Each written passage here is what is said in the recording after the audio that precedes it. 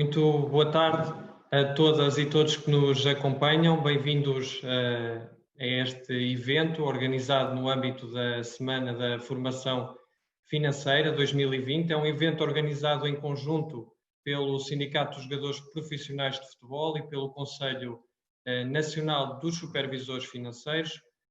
Conosco nesta sessão temos o Presidente do Sindicato dos Jogadores Profissionais de Futebol, Dr. Joaquim Evangelista, em representação do Conselho Nacional dos Supervisores Financeiros, Doutora Lúcia Leitão, Doutora Maria São Igreja e Doutor Eduardo Pereira, bem-vindos, e também os jogadores Tiago Queiro e Micaela Matos.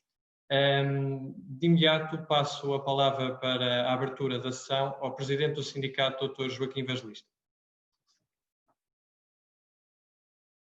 Muito boa tarde, João, obrigado. Um cumprimento especial a todos e a todas, em particular à doutora Lúcia Leitão, do Banco de Portugal, à doutora Maria São Igrejas, da CMVM, e ao doutor Eduardo Pereira, ASF, parceiros neste projeto. Cumprimento também com carinho o Tiago Queiro e a Micaela Matos, e aproveito para a ti, João Oliveira, desejar os parabéns, hoje faz 30 anos. Verdade. Cada vez estás mais... João. Parabéns, João. O sindicato, como o João referiu, assinou a Semana de Formação Financeira 2020, neste dia 30, que antecede a comemoração do Dia Mundial da Poupança. Fazemos-lo junto dos nossos parceiros de excelência, que têm sido os supervisores financeiros. O contexto é conhecido de todos. Vivemos uma pandemia sem precedentes que mudou definitivamente a nossa forma de estar e pensar. Trouxe uma crise económica e social profunda, que também no futebol obriga os intervenientes a uma preocupação especial e a garantir o presente e o futuro. A educação, definida como prioridade pelo sindicato, tem na educação financeira uma das suas mais importantes dimensões. Jogadores e jogadoras agastados com os cortes das reduções salariais, o desemprego, a precariedade das relações laborais e ainda afetados pela sobrecarga competitiva após meses de paragem, convocam o sindicato para um trabalho em diferentes frentes. No terreno, através do apoio financeiro e da resposta para problemas tão importantes como as perturbações da saúde mental. Estamos atentos. O tema 2 pretende olhar para o futebol e encontrar, além das adversidades, sinais de resiliência. Não tenho dúvida que a classe está mais qualificada, mais consciente e mais precavida da importância de poupar, de fazer as escolhas acertadas na utilização dos rendimentos, mas também a construção do plano B, que se manifesta essencialmente para a fase de transição. As novas gerações, sobretudo, que irão agora crescer num contexto de crise, devem olhar para os valores e a mensagem do Todos Contam, que é o nosso programa, porque nele está a chave para o seu sucesso pessoal e profissional. Espero que seja um debate profícuo e desejo a todos uma ótima sessão. Obrigado, Dr. Joaquim Evangelista, pela intervenção. Vamos então passar a um segundo momento que antecede o nosso debate, também para podermos contextualizar e dar a quem nos segue algumas pistas importantes, porque há trabalho feito neste projeto, nomeadamente um estudo pioneiro, não só em Portugal, que avaliou realmente comportamentos e hábitos dos profissionais de futebol, masculinos e femininos, em Portugal. O ano passado tivemos iniciativas que assinalaram esta mesma ocasião, iniciativa que decorreu em Bragança, onde apresentámos não só o estudo propriamente dito, como também contámos com mensagens de alguns profissionais da nossa Primeira Liga. E é esse vídeo que vamos passar, recordando a tão importante mensagem que nos deixa o Todos Contam. Reforma, aos 35 anos tens uma vida pela frente. Aprende a planear, a investir e a criar poupanças para o custo. A educação financeira faz a diferença. Prepara o teu futuro. Não confies em tudo que os outros te dizem. Controla as tuas finanças. Agarra o teu futuro. Ser responsável com o teu dinheiro. Investe na tua formação e num plano B para depois do futebol. Depois do futebol, há uma vida pela frente. Aprende a gerir as poupanças. Não fiques à espera. O jogador tem de aprender a poupar e a gerir adequadamente os rendimentos. Todos contam. E no futebol também. Antes de passarmos então ao debate, o debate tem como tema a resiliência financeira dos jogadores e jogadoras de futebol neste contexto conhecido de todos, de pandemia. Gostava de recordar, então, para quem nos segue, alguns dados importantes retirados do estudo da literacia financeira dos jogadores em Portugal. Um estudo que contou com 436 participações, gentilmente jogadores da Primeira Liga, Segunda Liga, Campeonato de Portugal e Primeira Liga Feminina, aceitaram dizer-nos algo sobre os seus comportamentos, os seus hábitos e o que pensam desta matéria. E tivemos algumas conclusões que de facto foram surpreendentes em relação ao estudo, que também o Conselho Nacional de Supervisores Financeiros tinha promovido em relação à população em geral. Se pensarmos, por exemplo, que 79% dos jogadores afirmaram gerir os seus rendimentos sozinhos, uma percentagem muito superior à da população em geral, ou, por exemplo, que apenas 56,4% dos inquiridos planeiam o orçamento familiar, e esta percentagem é, de facto, inferior àquilo que se verificou com o estudo para a população. Percebemos também que há fatores que contribuem ou que influenciam para o não planeamento. E, curiosamente, os jogadores e jogadoras com rendimentos mais reduzidos, de escalões inferiores e também com níveis de escolaridade inferiores, foram aqueles que tendencialmente declararam não ter esta preocupação com o planeamento do orçamento familiar. Um número que também gostaria de destacar nesta sessão, o de 92,2% dos inquiridos que revela poupar regularmente. Portanto, é uma preocupação, apesar de nem sempre ser um sinal evidente para a opinião pública, que os jogadores de futebol têm essa consciência e esse hábito relacionado com a poupança. Naturalmente, que os maiores índices de poupança verificam-se também, sem surpresas, nos jogadores que oferem maiores rendimentos. Relativamente a comportamentos, e também porque no nosso debate a seguir é algo que gostava de colocar aos nossos convidados, uma estimativa em média demonstra que após, ficando sem rendimentos, e há um momento-chave que todos conhecemos, de final de carreira para que isso aconteça, uma fase de transição, não há mais de 6 meses como período estimado pelos inquiridos para subsistir ou para permanecer, digamos assim, numa condição de estabilidade financeira. É um indicador de que, de facto, é preciso preparar a transição muito antes do chegar do final da carreira, que pode acontecer por diferentes vicissitudes. Outro destaque relativo a este estudo, que eu gostava de deixar a quem nos segue, quando abrangemos as questões relacionadas com a reforma ou com os comportamentos tendentes à obtenção de rendimento e à poupança para esse período de final de vida ativa profissional, foi bem evidente, e também aqui parece-me pela participação massiva de jogadores de escalões inferiores, que as contribuições para a segurança social não são uma realidade plena no futebol em Portugal, quando vemos 34% dos inquiridos dizendo precisamente isso, que tinha no sistema de segurança social o seu recurso imediato perspectivando a reforma, mas depois temos um lastro muito significativo de jogadores a quem esse caminho não é permitido ou possível. E finalmente, na escolha de produtos financeiros, uma nota que também foi deixada e salientada na nossa apresentação do ano anterior, cerca de 53,1% dos inquiridos admite ter produtos de poupança e ou investimento, uma resposta também à ideia que deixei anteriormente, e 21,9% refere a questão dos produtos, ter produtos de crédito.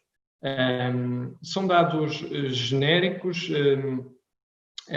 tirados em média sobre aquilo que são os comportamentos em 4 áreas fundamentais, não é? O planeamento, o orçamento familiar, hábitos de poupança a perspectiva, o planeamento da reforma e também a escolha de produtos financeiros, sendo que relativamente a este último tópico, e deixava esta ideia para finalizar esta parte de apresentação dos resultados, há de facto uma confiança predominante dos jogadores e jogadoras em familiares ou amigos próximos e não propriamente em instituições ou técnicos que tenham por profissão este aconselhamento na escolha dos produtos financeiros. E foi algo que também, de alguma forma, não nos surpreendeu e também não deixou margem para dúvidas de que alguns dos problemas relacionados com a bancarrota, em que muitos, principalmente ex-jogadores, acabam por cair,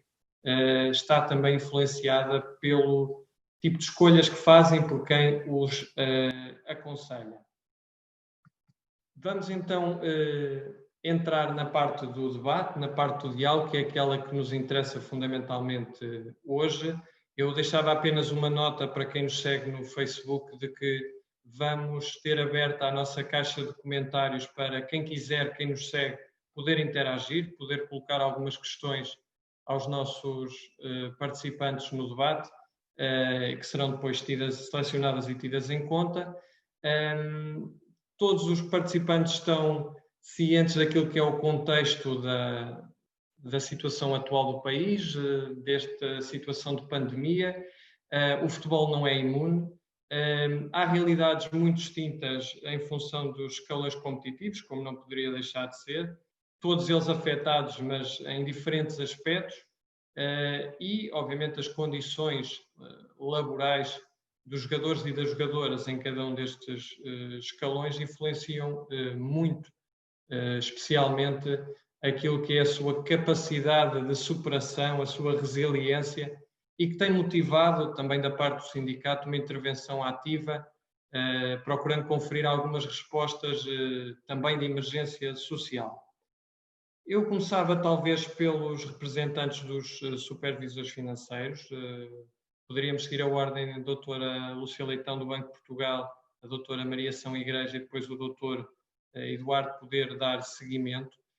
Vou colocar uma questão genérica, até porque tem conhecimento daquilo que são os comportamentos evidentes de resposta a uma situação de crise económica e social na população em geral. Tem também acompanhado certamente aquilo que se vai passando no futebol português e algumas das suas vicissitudes.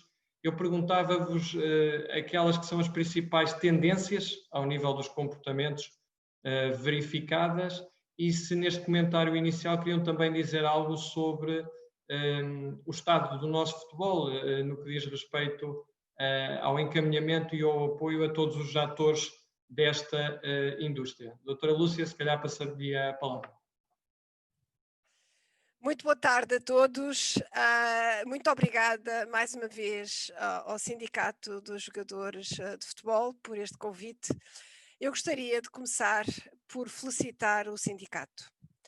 O sindicato tem tido um papel extremamente importante enquanto parceiro do Plano Nacional de Formação Financeira na promoção da formação financeira, da sua importância, da componente da formação financeira na vida dos jogadores de futebol, e essa promoção concretizou-se em particular a partir de 2017 com o protocolo que assinámos convosco, que mais não é do que reconhecer em conjunto que nós vos podemos apoiar nas iniciativas que vós, e eu gostaria de sublinhar a iniciativa, partiu do sindicato, não partiu dos supervisores, não partiu do Banco de Portugal, nem da CMVM, nem da ASF, foi o sindicato que foi ter connosco, destacando a importância de desenvolver a formação financeira. Obviamente que o contexto que nós vivemos veio ainda provar, infelizmente, se necessário fosse, que a formação financeira é mais importante do que se poderia antecipar ou ter antecipado antes desta pandemia que a todos nos apanhou totalmente de surpresa. De facto, o sindicato tinha antecipado que, tendo em vista as características da profissão dos jogadores de futebol, a sua vida, digamos assim, futebolística ou desportiva ser relativamente curta, tinha antecipado a importância de promover designadamente hábitos de poupança. e, portanto, atitudes e comportamentos adequados a prevenir situações de risco. De facto, como acabou de mencionar, no inquérito à literacia financeira dos jogadores e dos profissionais de futebol, os dados até são melhores que a média da população, porque o indicador que foi referido e que foi mencionado logo de início pelo presidente Joaquim Evangelista e por si, da resiliência, é o tema extremamente importante hoje.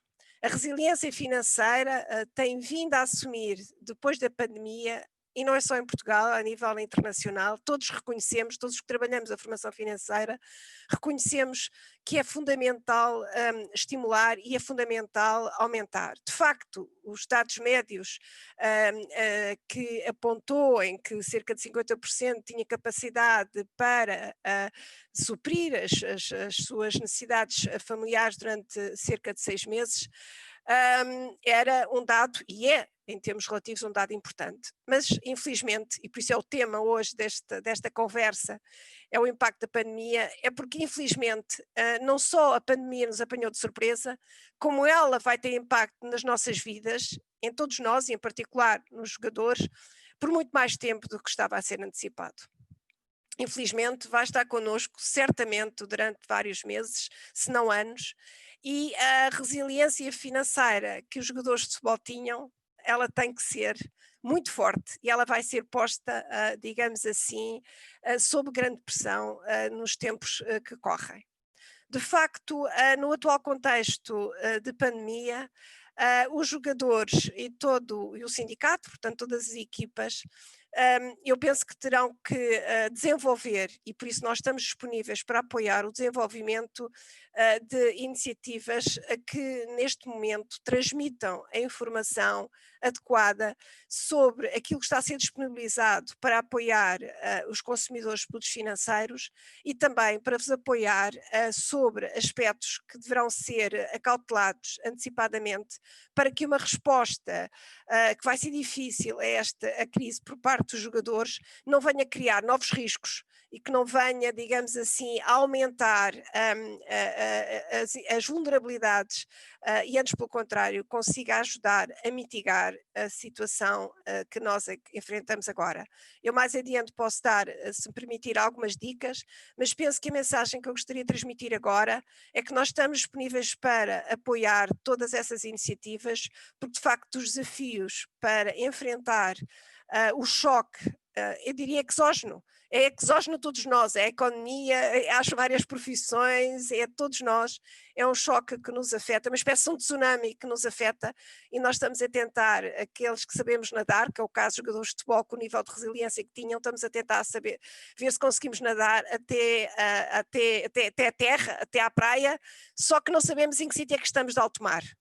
Se a praia não está ainda no nosso horizonte e, portanto, temos que saber dosear o nosso esforço de natação, manter muita persistência para conseguirmos chegar à terra de forma a podermos superar estes desafios. Mais uma vez, ao sindicato, muitos parabéns pela iniciativa, mais uma vez sublinhar que estamos convosco a falar sobre a Semana da Formação Financeira desde 2017, 2018, 19, 20. Infelizmente este ano tem que ser virtual e infelizmente este ano tem de ser para debater desafios que nunca nós esperávamos que tivéssemos que debater. Até já. Muito obrigada. Muito obrigado, doutora Lúcia. Doutora Maria São Igreja, também um comentário inicial.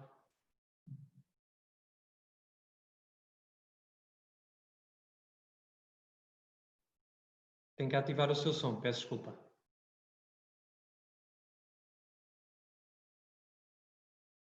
Estava sem som, peço desculpa.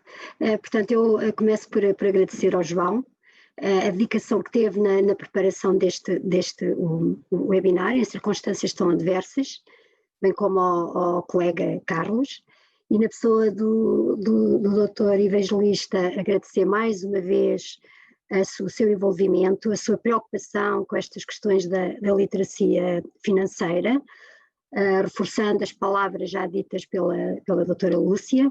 De facto, quando em 2017 nos procuraram pela vossa iniciativa para promover a literacia dos jogadores profissionais de futebol.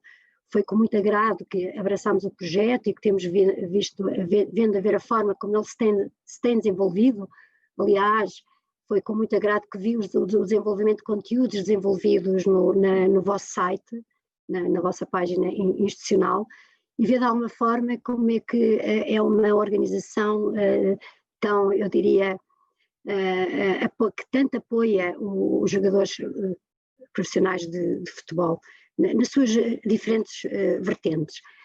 Também, obviamente, que me preocupou os dados que, entretanto, o António divulgou, de como é que a classe está tão bem, tal como a população em geral, e em particular algumas franjas da população, a sentir as consequências da pandemia relativamente à questão dos rendimentos referidos, o impacto negativo que está a suceder. E daí também gostaria de frisar a nossa disponibilidade para, naquilo que nos é possível e no que toca à prestação de informação, a ajudar à compreensão de conceitos e bem como nos comportamentos a adotar, a nossa disponibilidade para apoiar na medida do possível.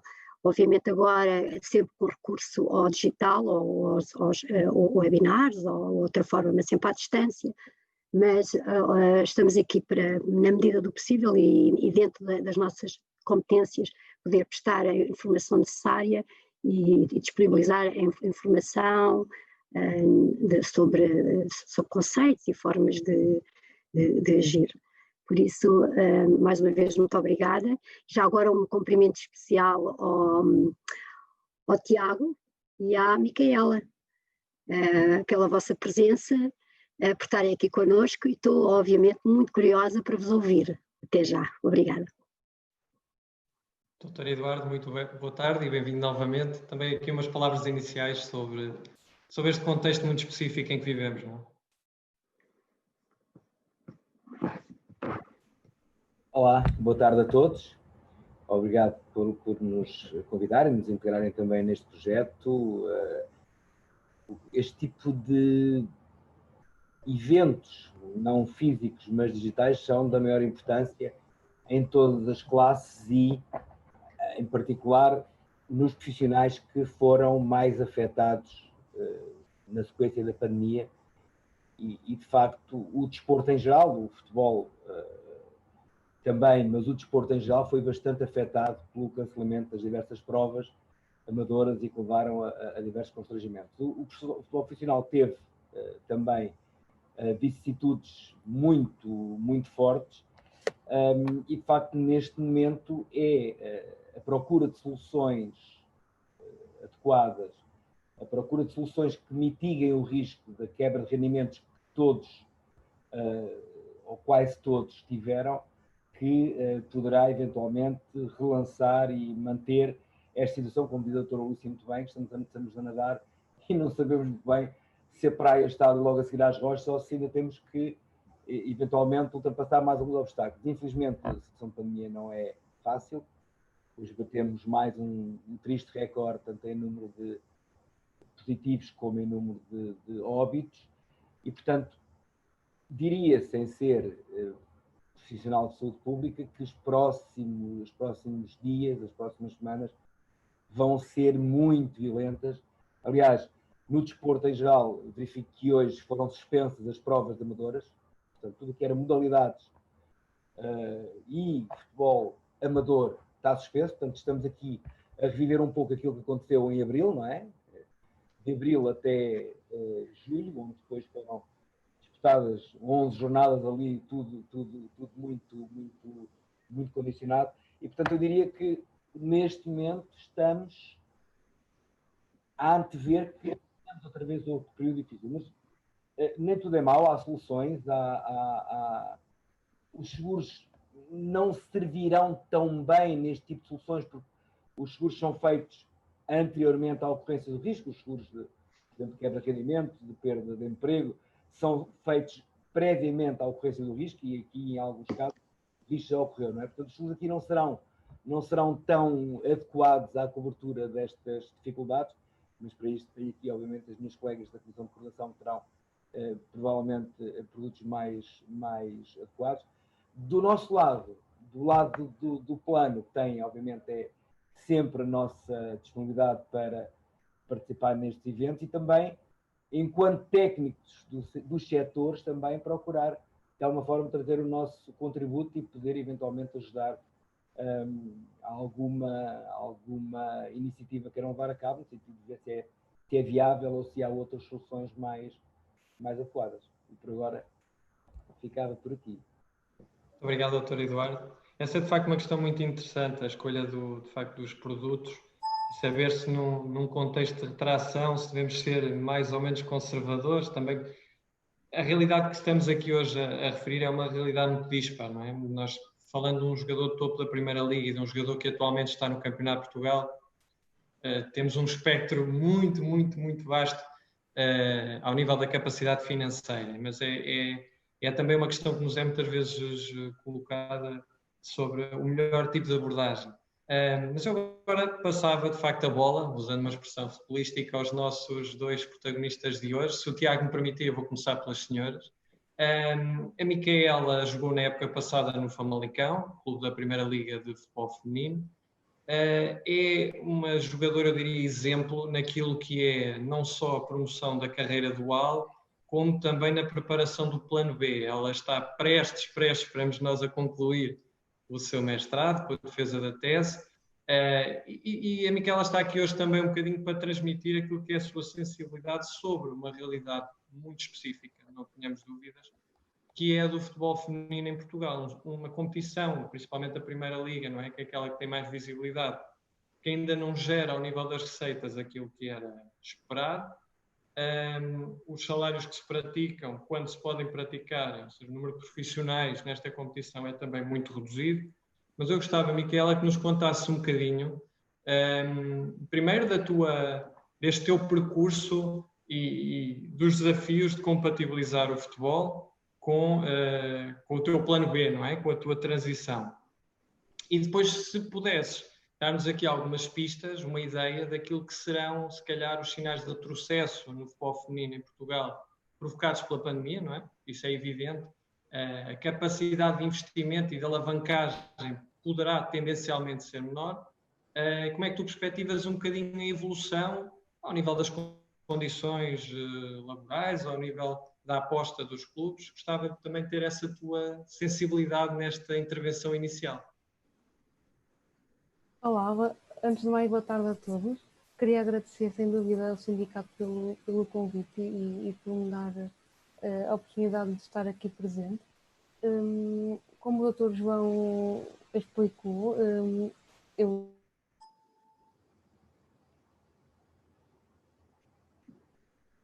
feminino que é neste momento inegável, que está num processo de evolução e de crescimento a nível mundial, a nível europeu e, sem dúvida, a nível nacional.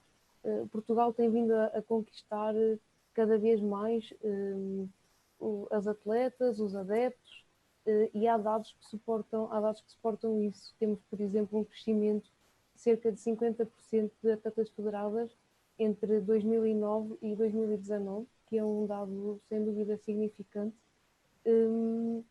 E temos também outros dados que são interessantes, um bocadinho curiosos, que é, por exemplo, nós nos últimos 4 anos subimos 30% no ranking da FIFA. É ótimo para Portugal.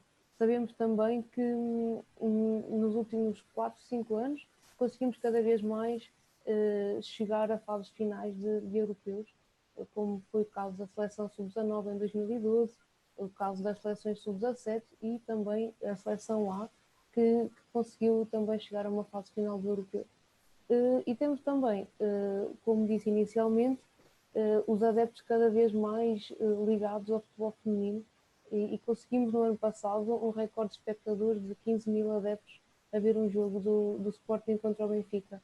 São dados que, se compararmos claramente com o futebol masculino, não são assim tão significantes, mas para o futebol feminino e para quem o vivenciou durante muitos anos, como é o meu caso, e que são dados sem dúvida muito, muito relevantes.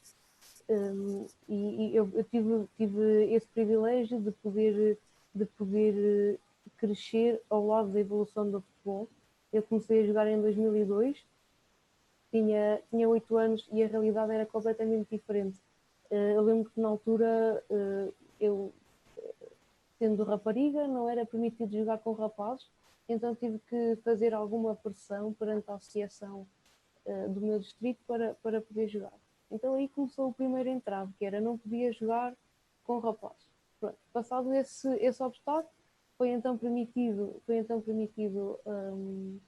a participação de raparigas numa equipa masculina, uma equipa mista, e eu fiz então o meu percurso até ao escalão de infantil, que era o escalão, na altura, permitido, era o máximo que nós conseguíamos jogar com rapazes.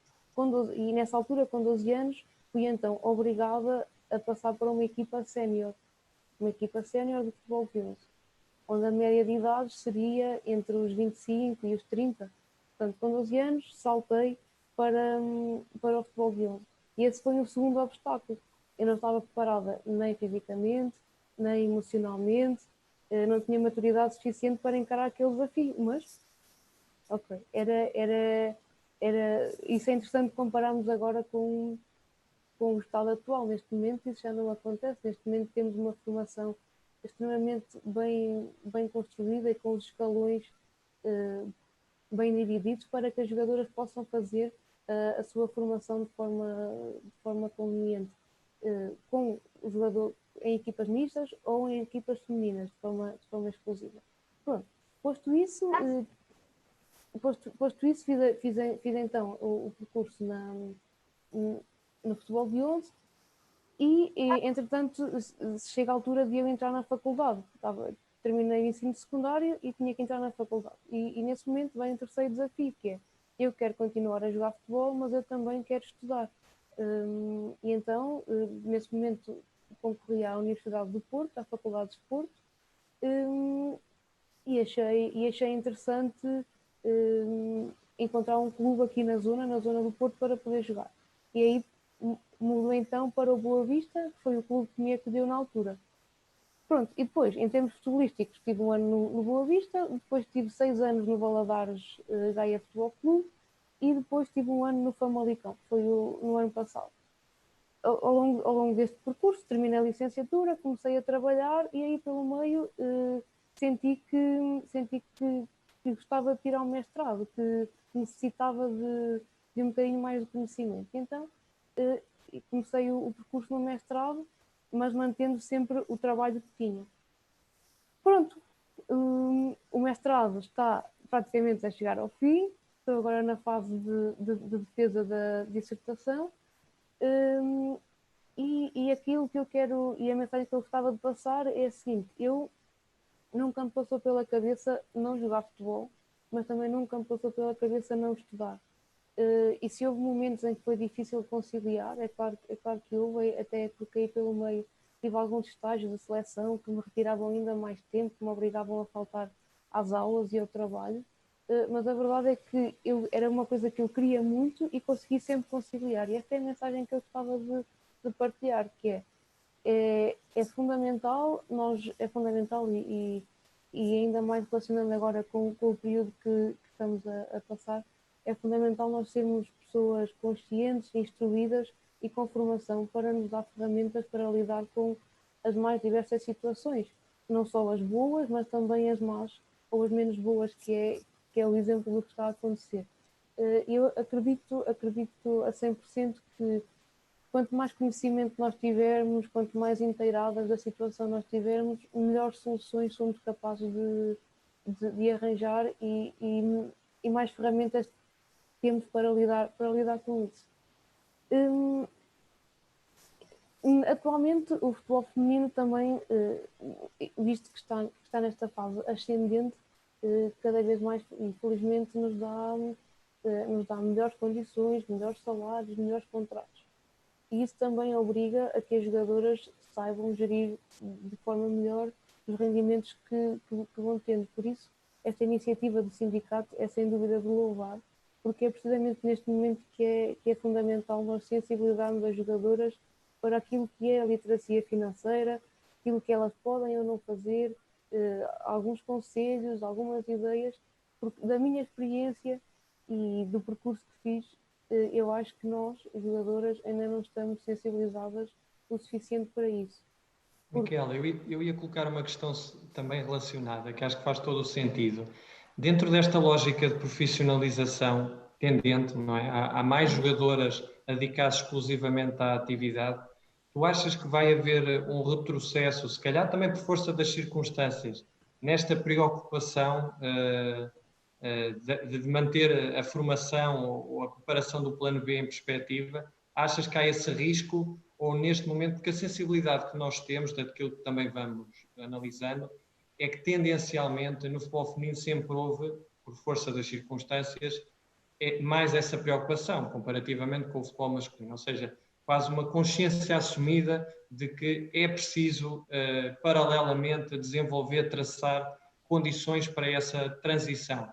Achas que há de alguma forma o risco de retrocesso com o crescimento natural, ou seja, estas dores de crescimento que a própria modalidade vai sentir? Mas em relação agora à pandemia ou no panorama geral? A pandemia coloca tudo em perspectiva, não é? Se calhar menos jogadoras conseguiram profissionalizar dentro desta lógica de crescimento. Okay. Eu estava até a perguntar mais em termos gerais, ou seja, havendo mais jogadoras que conferem maiores rendimentos, podem efetivamente viver da atividade, e tu dizias e bem que é importante sensibilizar, se tens essa sensação de facto, porque a mim parece-me que podemos entrar neste risco de começar a haver uma aproximação mais àquilo que são comportamentos que não queremos e não desejamos do futebol masculino. Se tens essa percepção. Sim. Em relação a isso concordo a 100% e por isso é que eu disse que este é o momento certo e crucial para haver esta sensibilização, porque as melhores condições que estão a surgir no futebol feminino levam ou podem criar aquele ambiente de ilusão, ou seja, eu estou a receber um ordenado mais interessante, consigo fazer coisas que não conseguia, então eu não preciso do plano B para nada. Por isso é que é o momento preciso para atuarmos, para alertar. Isso não é assim, isso não acontece. Mesmo no futebol masculino, onde os ordenados são muito superiores, é fundamental haver um plano B, porque a carreira é extremamente curta, com 35 anos, 36, os jogadores estão reformados. No futebol feminino, os ordenados não são assim tão elevados, que nos permitam às jogadoras, por muito organizadas que sejam, não lhes permitem criar rendimentos ou um pé de meia, entre aspas, para viver o resto da sua vida.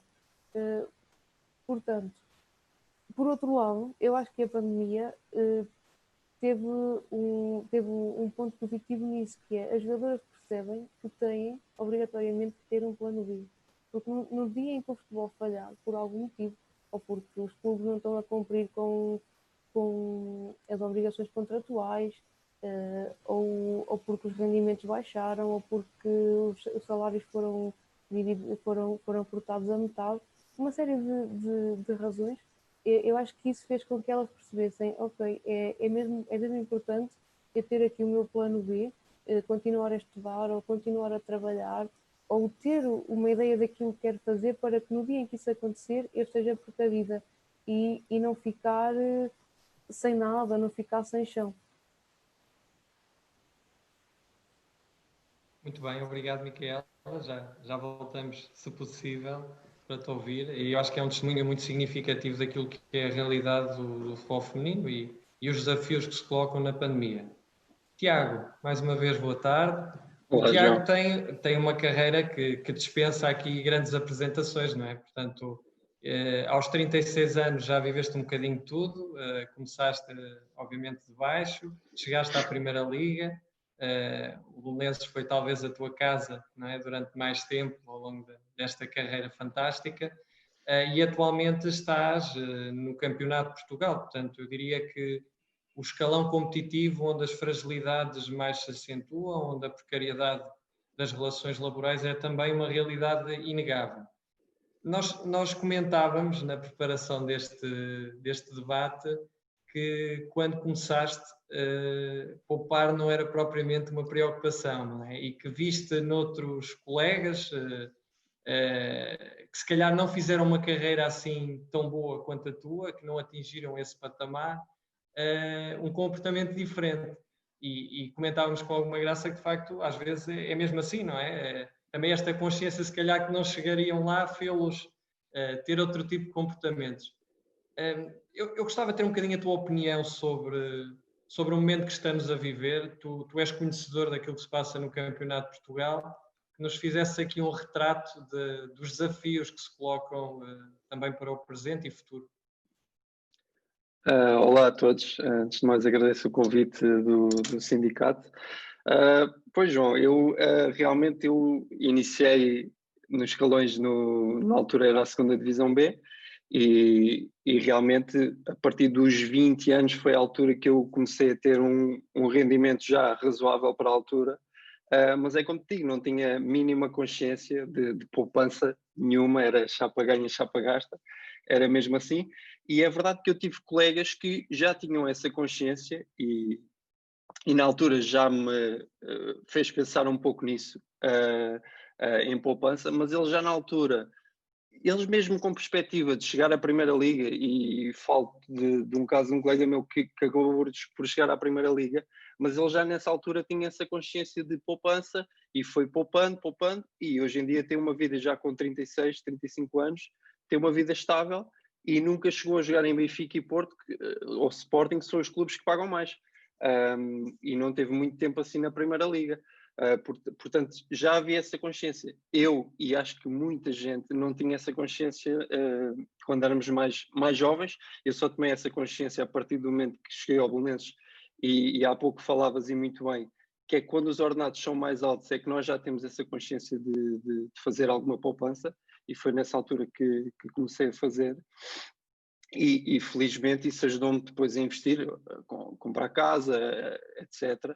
E algum investimento, mas realmente é algo que só veio mais tarde. E é importante, acho que é muito importante esta alerta que podemos dar aos jogadores mais jovens, que quanto mais cedo começarem a fazer e a planear o futuro, é muito importante, porque ninguém estava à espera disto que está a acontecer agora neste momento. E realmente é algo que nós não sabemos o que é que vai acontecer daqui para a frente. Tiago, no estudo, e nós temos aqui se calhar as pessoas mais avisadas para falar das matérias relacionadas com esta temática, não é? No estudo diz que os jogadores confiam quase cegamente nos familiares, no círculo próximo, não é? E não necessariamente em alguém avisado para os aconselhar. Tu obviamente tens essa sensibilidade, não é? Que em regra o jogador não é muito bom a pedir ajuda às pessoas, se calhar com competência, com a confiança que tem, é num círculo muito fechado, e os casos que nós conhecemos também de completo colapso financeiro de vários grandes jogadores que oferiram grandes rendimentos demonstram isso. Sim. Realmente é algo que, se tivermos que pedir ajuda, pedimos a quem está mais próximo de nós e quem tem essa possibilidade, mas realmente é algo que acho que devemos abrir a mente para este tipo, porque não há muito essa abertura, e devíamos abrir a mente para este tipo de situações, que são pessoas que têm um vasto conhecimento de tudo e têm uma visão muito maior do que quem não tem esse conhecimento. E acho que era importante ir por esse caminho também. E já agora não posso deixar de te provocar com esta questão do Campeonato de Portugal, não é? Sendo um escalão competitivo onde indiscutivelmente encontraste maiores dificuldades, a precariedade das relações laborais é manifesta.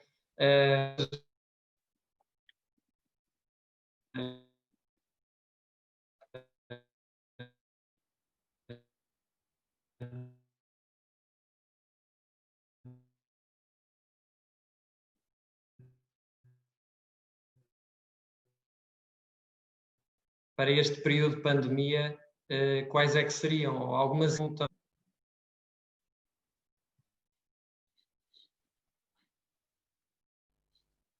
Tivemos aqui uma quebra, conseguem ouvir-me? Sim, ouvi-te com cortes, estavas a falar do Campeonato de Portugal. Não sei se posso partir por aí, só percebo mais ou menos até onde do que eu quero dizer.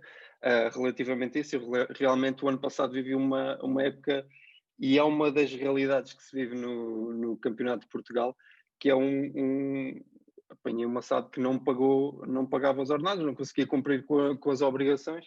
Eu, numa época inteira, recebi apenas 3 meses, recebi os 2 primeiros e depois só recebi em fevereiro.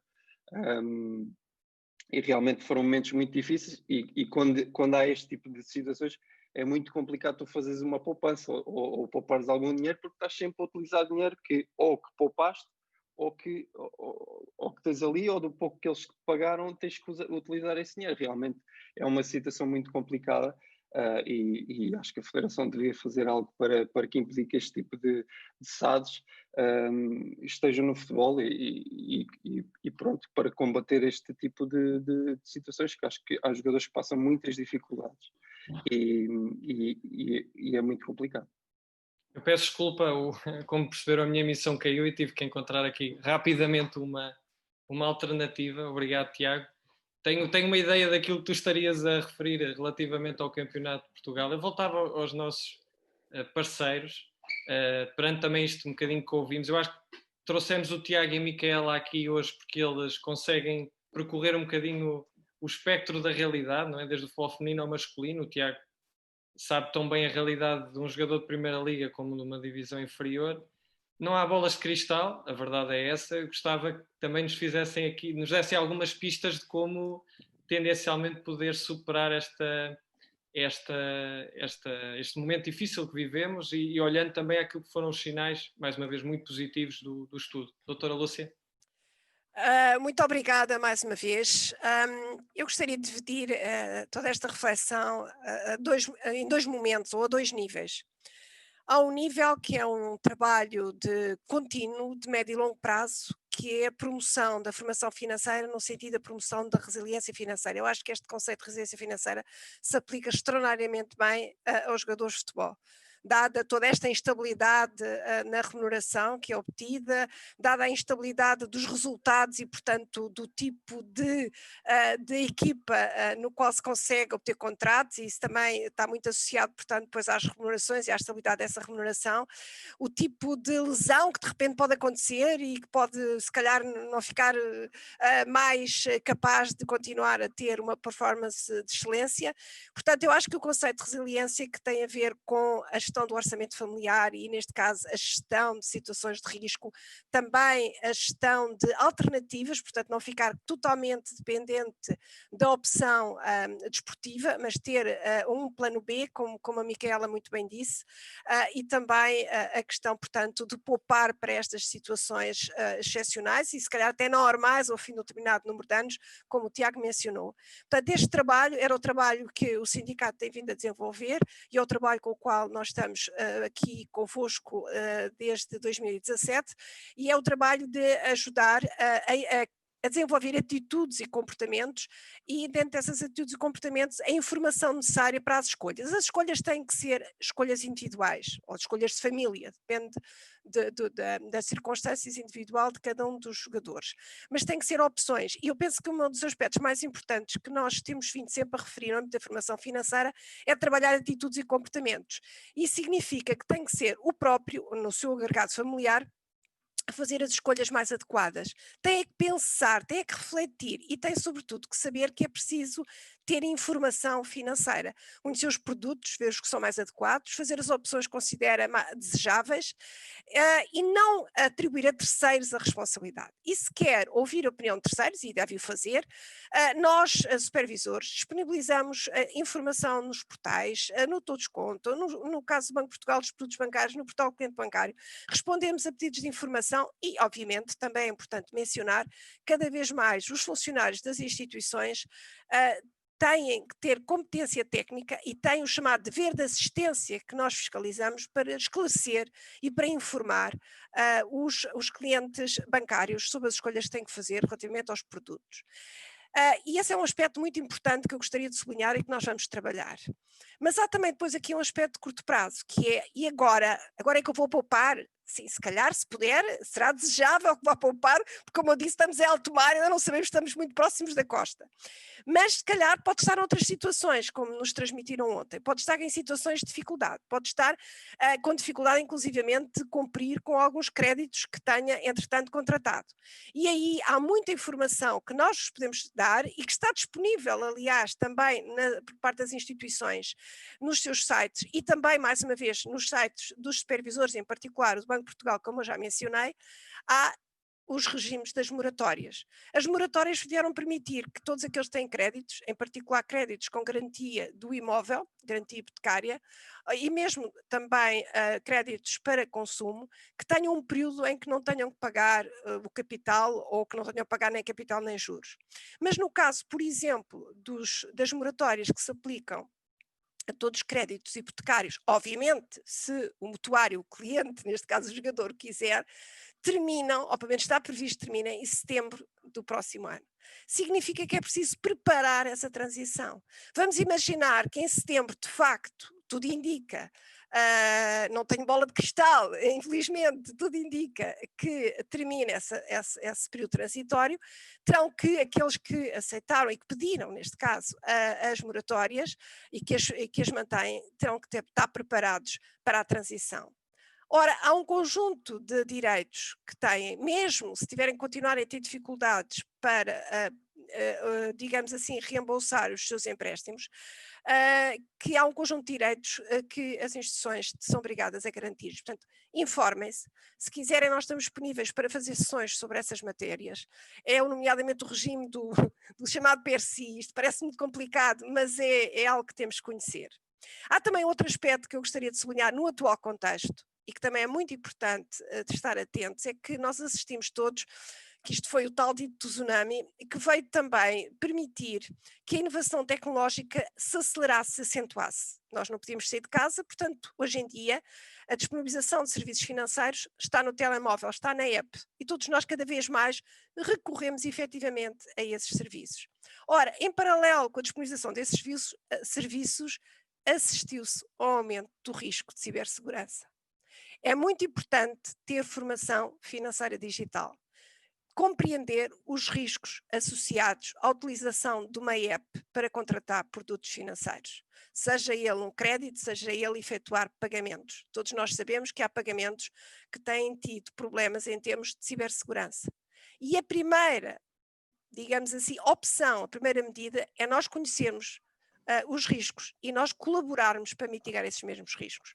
Portanto, há aqui algumas áreas em que nós estamos disponíveis, e eu falo dos produtos bancários, falo no crédito, há um aspecto que é extremamente importante que eu gostaria de destacar, é que por vezes em situações mais complicadas e de pressão, as pessoas podem querer recorrer a créditos, às vezes a própria instituição de crédito não dá o crédito, mas aparece uma terceira entidade com um nome muito esquisito e às vezes até com um nome parecido com uma instituição a querer e oferecer supostamente crédito e a atividade não autorizada, e são fraudes. Portanto, há muita informação disponível, há muito apoio que nós podemos dar, porque de facto, como eu disse, há um trabalho de médio e longo prazo que tem que ser desenvolvido, mas também haverá situações de risco no curto prazo que nós, se calhar, teremos, se estiverem de acordo, todo o interesse e disponibilidade em informar para que possamos apoiar os clientes bancários, que neste caso são os jogadores de futebol, a superar esses desafios, porque de facto é fundamental mitigar riscos, porque os riscos que nós já temos do ponto de vista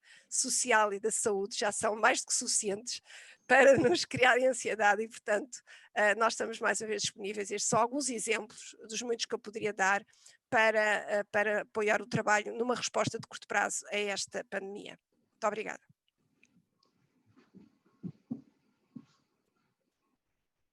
Doutora São Igreja, força, um comentário. Muito obrigada, João. Eu gostaria de referir o seguinte: em primeiro lugar, e retendo as palavras, ou recordando as palavras da Micaela, da questão do plano B, do esforço que existe da parte dela em preparar esse plano B e, sobretudo, baseada num esforço de maior ensino, de recolher mais conhecimentos, de frequentar, me parece, um ensino superior. Eu gostaria de recordar os resultados do inquérito à literacia dos jogadores de futebol recolhidos no ano passado.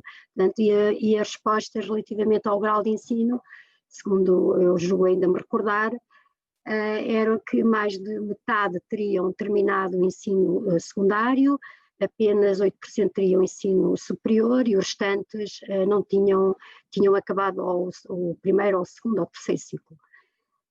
Dizem os estudos internacionais, os inquéritos internacionais, até mesmo o inquérito feito aqui ao nível do CNSF, que a resiliência financeira e a capacidade de fazer melhores opções de vida do ponto de vista financeiro e da gestão das finanças pessoais está diretamente relacionada com o grau de ensino, com o grau de conhecimentos que temos.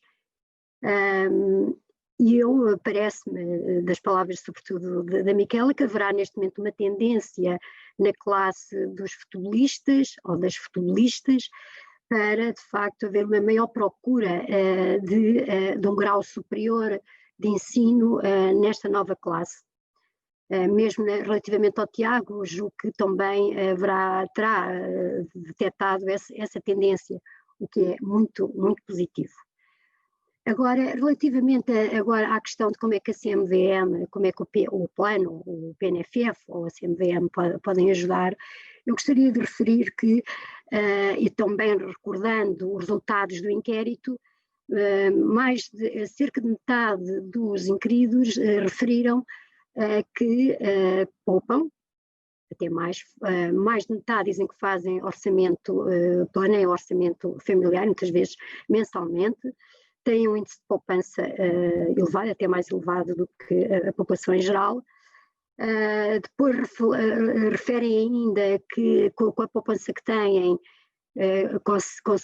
conseguiriam aguentar uma situação de redução da remuneração por 6 meses e uma percentagem ainda bastante relevante por um ano.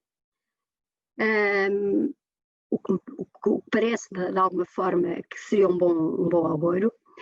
E, no entanto, esta pandemia já se arrasta por mais de 6 meses e tudo indica ter afetado de alguma forma, de uma forma substantiva, a classe.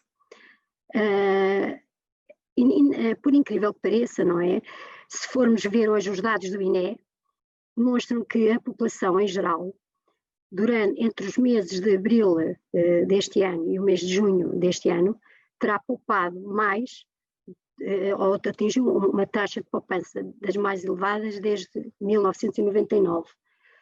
O que parece um bocado contraditório com a tendência, mas depois, quando vamos ver as razões dessa poupança, não está relacionada com o aumento da remuneração, antes pelo contrário, está relacionada sim com uma redução muito acentuada do consumo. Ainda gostaria de aqui recordar outro fator que é bastante relevante relativamente ao inquérito do ano passado, é que cerca de metade dos inquiridos referiram que poupam sobretudo para 2 motivos. Primeiro, para terem opções quando terminarem a carreira e o segundo, para terem opções quando se reformarem. E depois dizem em que é que aplicam a poupança. E então, à frente aparecem os produtos bancários ou, sobretudo, os produtos de investimento, entre os quais os produtos de poupança-reforma, seguidos depois dos depósitos bancários e dos produtos de investimento. Ora, neste momento, era algo que eu gostaria de ver revisto neste inquérito, que é o que está a acontecer. Esta classe, relativamente a estas poupanças, mantém os investimentos? Como é que estão a reequacionar a forma de gerir estes investimentos? E aqui, se me permitem, recordo algumas das recomendações da CMVM, já emitidas neste período de pandemia, relativamente à forma como os cuidados que se deve ter na gestão dos investimentos. E aqui muito relacionado com a questão do stress e das emoções provocadas por esta pandemia. E destaco, sobretudo, o seguinte: evitar reavaliar os investimentos constantemente e tomar decisões por impulso. Não se devem precipitar tomando decisões de investimento desajustadas aos seus objetivos de investimento de longo prazo, rever os objetivos de investimento se sofrer alterações na sua situação financeira e ainda ter em atenção o biónimo retorno-risco esperado, ou seja, a forma como foi calculado o investimento. Eu sei que perante este cenário, e quem tenha de facto estas aplicações, a tendência muitas vezes é precisamente o desfazer dessas aplicações e desfazer de uma forma menos bem avaliada e precipitada. E aqui mais uma vez refiro que a CMVM tem meios ao seu alcance para ajudar a perceber e o acesso à informação e disponibilizado no seu site, na área do investidor, muita informação relacionada com os cuidados a ter relativamente aos investimentos neste ambiente de pandemia. Pois há ainda também as questões relacionadas com os enviesamentos comportamentais comuns em momentos de turbulência como este, em momentos de grande volatilidade. E também aqui é importante saber gerir o stress e a angústia. Relativamente às opções de investimento, obviamente, e tal como já foi referido pela doutora Lúcia, é importante que recolham a informação em entidades e junto de instituições que têm o dever de a transmitir, o dever não apenas de a transmitir, mas também de cautelar que o cliente percebe a informação que está a ser transmitida. Neste caso, e mais uma vez recordando o inquérito, os respondentes diziam que tomavam as suas opções de investimento baseada em informação ou em conselhos prestados por amigos ou familiares. Aparecia de uma forma muito residual a informação recolhida junto das instituições financeiras. Ora, há um dever legal destas entidades, das instituições financeiras, de prestar informação e de prestar informação adequada, de dar apoio a que a documentação, que é de facto muito complexa relacionada com produtos de investimento, seja compreendida pelo cliente. Aliás, o intermediário financeiro tem a obrigação de traçar o perfil do investidor, de traçar quais as opções perante as respostas que são dadas pelo seu cliente, as opções que podem ser mais válidas ou mais adequadas para aquele cliente. Daí, mais uma vez, eu diria que neste momento, por maioria de razão, é importante que a informação seja recolhida junto das entidades que têm o dever de prestar e que a saibam prestar. Não apenas os intermediários financeiros e os bancos, mas também os supervisores, os reguladores. E estamos aqui disponíveis para o fazer e para realizar ações de informação e esclarecimento que o sindicato venha a considerar como necessárias. Muito obrigada. Sra. Igreja. Esta hora de debate voou, mas não quero também deixar de passar a bola ao Dr. Eduardo aqui por umas últimas considerações antes de encerrarmos, até porque já estivemos a dar uma olhadela nas nossas questões e elas vão muito ao encontro já de grande parte do que se disse aqui. As minhas colegas da Comissão de Coordenação deixaram muito pouca margem para falar, mas de facto, independentemente das melhores soluções poderem ser procuradas e devem ser procuradas no Conselho de Família, de facto, há uma série de profissionais que são certificados, que têm que ter formação e que são supervisionados pelos reguladores, que teoricamente, à partida, e não há motivos para considerar que não o fazem, prestam também um bom conhecimento.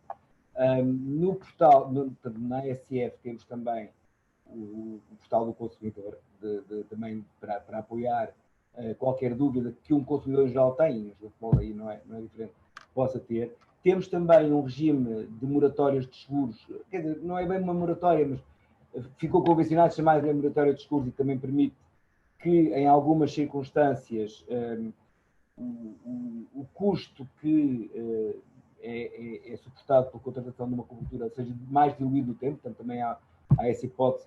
O Decreto-Lei 20F de 2020 prevê essa possibilidade, portanto pode consultar também, e acabar também como os meus colegas da Comissão de Coordenação, a necessidade que houver de um alinhamento mais específico ou de tratamento mais específico de determinada matéria, claro que estamos aqui para isso. Muito obrigado. E já agora, não só o Tiago e a Micaela estão aqui, mas muitos outros nos seguem.